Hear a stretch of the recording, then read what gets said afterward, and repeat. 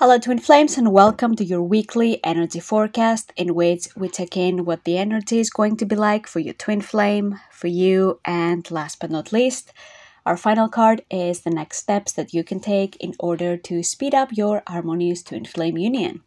So let's get started with your Twin Flames card and let's see what they're thinking, what they're feeling, and what's going on in their world. And we have let your friends help you. Ask for and accept support from others. So this week your Twin Flame is coming out of this energy of having felt really alone on this journey, and they're being reminded that they don't have to be. They can actually receive support, and community is all around them. I feel like there could be friends or mentors or other trusted people in their circle that offer guidance, insight, and support. And this support is really going to help move things forward for both of you on this journey. In some cases, I also see your Twin Flame maybe entering a community specifically that supports Twin Flames, or even receiving professional support when it comes to dealing with certain issues, or even working with an ascension coach in order to heal what it is that's keeping you separated on their end. And obviously this is going to affect you as well in a very positive way, because Twin Flames, when they heal as one. So any work you put into yourself, you put into your union at the same time, and your Twin Flame also puts in that same work. And it might look different on the outside, which is why it's important not to judge what their process looks like, but instead to trust that the divine is guiding your Twin Flame through all this and helping them heal what it is that they need to heal in order to make this happen for you in the fastest and most compassionate of ways. I also feel like your Twin Flame might be processing their feelings or seeking clarity through conversations with other people in their circle, which is part of their growth and healing, and they're really serious about that. They're also coming out of their shell, they're willing to reconnect with others, especially after a time of disappointment. And also, I feel like your Twin Flame is much more willing to receive now, because I feel like there might be some sort of receiving wound. In the past, maybe they opened up and that hurt them in a very bad way, but now they're willing to let that go, to receive support instead, and not to feel anymore that they have to carry it all alone, because really, this isn't meant to be a solo journey. Sure, most of the inner work happens between you and God, but there can still be community. You don't have to do this alone. And if that's something you'd like as well, to join a community of Twin Flames that is very union-based instead of separation-based, I always have the link for Twin Flames Universe Open Forum in the description of those videos, so that you can join as well and receive support and encouragement and inspiration from fellow Twin Flames. This group has been very supportive for me as well when I was in separation and going through my own Twin Flame journey, and reading the success stories of others really helped me to stay focused and keep healing, and I'm really grateful for that, because without this support I definitely would have allowed ego and fear to win, and I'd have gone back to the old habits that caused the separation in the first place. So I definitely recommend joining the community, making friends there, because this is really one of the keys to success when it comes to Twin Flame Union. It really takes a village. Next up, we have your card, so let's see what is coming up for you.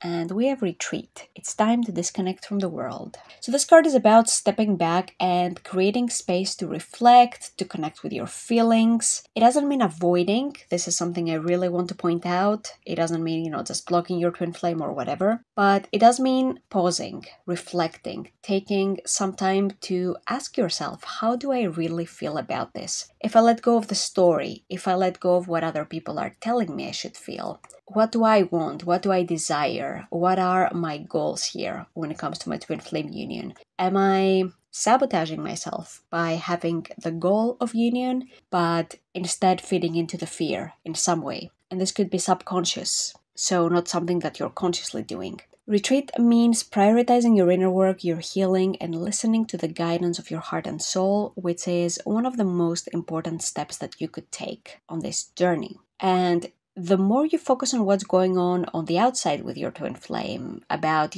they're with another person, they're blocking you, they're not talking to you, the more excuses you're going to find about why you can't be together, and that's not healthy, it's not helpful, it's not going to move you forward towards union either. Instead, what you can do is to take the story as an opportunity to heal. It's a reflection, it's just mirroring something. Twin flame being with another, it means somewhere you're not prioritizing and choosing yourself. There could be some self-abandonment here, feeling maybe like you need to change or give up on yourself to be loved. And similarly, with your twin flame not communicating with you, it means somewhere you're not communicating with yourself. You're not listening to your feelings, to your body, you're not connecting with your heart. And the real and only way to see any progress on the outside is by addressing those feelings within yourself and healing the root behind why those experiences are manifesting to begin with. So keep that in mind, that the greatest breakthroughs in your twin flame relationship come when you allow the time and space to reconnect with yourself, and your inner peace and clarity are going to ripple outward, and they're going to positively influence the situation with your twin flame. And don't despair over this, because I've been doing this, helping twin flames reunite, for about 6 years now, and I've seen some crazy, important things change. Something that people didn't think would ever change, right? And all they had to do was make a choice within themselves. To stop self-abandoning, to commit to themselves and to their happiness. And this instantly shifted the situation with their twin flame when nothing had ever shifted it before for years, maybe even decades. So never underestimate the power of your inner work and how much it can move you forward. And last but not least, we have your next steps. What is it that you can do right now, this week, in order to speed up the process of your harmonious twin flame union and way of getting to know each other? That's nice. This card invites you to deepen your understanding, not just on the surface, but on a soul level. You need to really ask yourself, who am I beyond the roles and the patterns that I play, beyond masks that I might be wearing without even realizing? Because many times, especially in childhood, we might be influenced and we might adopt certain identities that aren't even ours. And we might be clinging onto those identities and stories that are not serving us anymore, but because we've clung to them for so long, we might even not recognize that they're not part of us anymore. Or maybe they were never part of us to begin with. So this week is an amazing opportunity to really get to know yourself, what you believe about yourself, and see yourself through a divine lens.